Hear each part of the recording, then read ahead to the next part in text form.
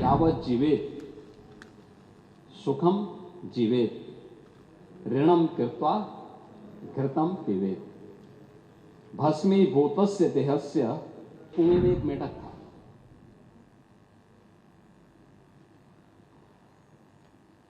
कुएं में पड़ा था, वहीं पैदा हुआ था, उसने दुनिया नहीं देखी थी। तो एक दिन बाहर का एक मेढक दुर्भाग्य से वहां आ गया। मुझे लगता है यही दृष्टि कूप मंडूक वाली आप लोगों की है। लेकिन आप लोग अभी भी अपने परिवार तक सीमित होना चाहते हैं, और इसलिए मैंने कहा ना, एक परिवार डेवलपमेंट अथॉरिटी का शिकार आप हो चुके हैं। मुझे आप लोगों की बातों से एक चीज लगी, जो लगी, जिसके बारे में चार्वाक ने भी एक बात कही, यानी जो अपने तक केवल सीमित करता है, जिसके बारे में उन्होंने कहा था कि यावत् जीवेत् सुखम जीवेत् ऋणम कृत्वा घृतम पिबेत्। भस्मीभूतस्य देहस्य पुनरागमन कुतः। और ये स्थिति आप लोगों की है, यानी केवल अपने तक सीमित करना। आपका परिवार डेवलपमेंट अथॉरिटी भी उसी का नमूना है। यही है, ये परिवार डेवलपमेंट अथॉरिटी की ये भावना ही इस पर आधारित है, जिसके बारे में स्वामी विवेकानंद ने कहा था कूप मंडूक होना। उन्होंने अपनी कथाओं में, अपने प्रवचन में एक बात को कहते थे कि एक कुएं में एक मेढक था।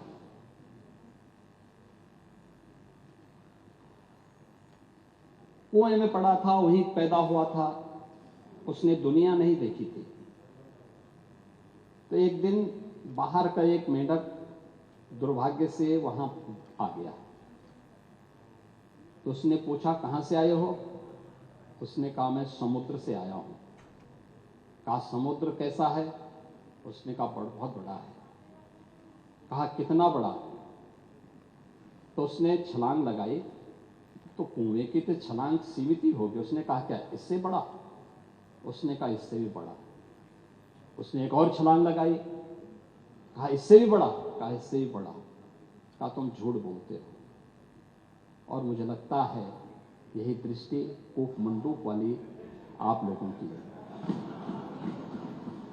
दुनिया आगे बढ़ रही है, एक प्रतिस्पर्धा चल रही है, लेकिन आप लोग अभी भी अपने परिवार तक सीमित होना चाहते हैं।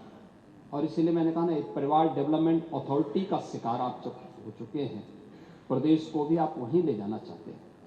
क्या स्थिति थी 2017 के पहले? 2017 के पहले क्या नहीं है उत्तर प्रदेश में? क्या नहीं था? क्या नहीं था उत्तर प्रदेश में?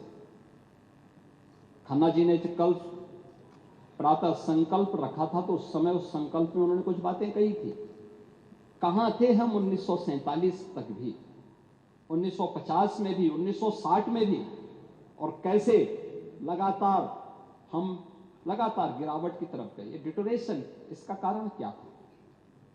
1990 के बाद क्या स्थिति थी? उसी पर मैं कुछ बात रखना चाहता हूं। महोदय की विशाल सामर्थ्य के बावजूद नीतिगत उदासीनता के कारण उत्तर प्रदेश लगातार पिछड़ता गया। और एक समय ऐसा भी आया जब 1980 के बाद की गिरावट ने 1990 के बाद विभत्स स्वरूप लिया, और उत्तर प्रदेश जो देश का सबसे समृद्ध राज्य था, वह देश का सबसे बीमारू राज्य हो गया। यही प्रदेश है।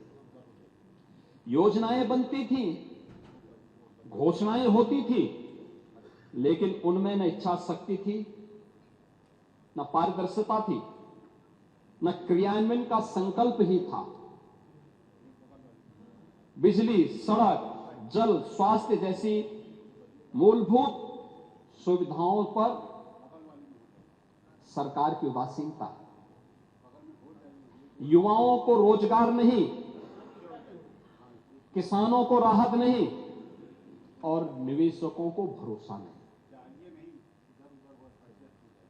अपराध और अराजकता का बोलबाला था। प्लान की पीड़ा, गरीबी और इलाज के अभाव में दम तोड़ते बच्चे, क्या ये सच नहीं? इंसेफ्लाइटिस से जो मौतें होती थी, डेंगू से जो मौतें होती थी, विभिन्न गंभीर बीमारियों से जो मौतें होती थी, ये सब क्या?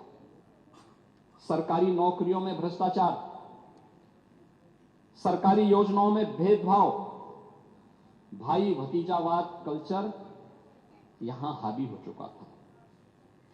और महोदय 2017 के बाद डबल इंजन की सरकार में कानून का राज स्थापित, अपराध और अपराधी के प्रति जीरो टॉलरेंस, उद्योगों के लिए सुरक्षित वातावरण और निवेशकों का ड्रीम डेस्टिनेशन, जल थल नभ की बेहतरीन कनेक्टिविटी, एक्सप्रेसवे, एयरपोर्ट, मेट्रो से जुड़ा, किसानों के खातों में सीधे सहायता जाना, युवाओं के हाथों में कौशल और रोजगार,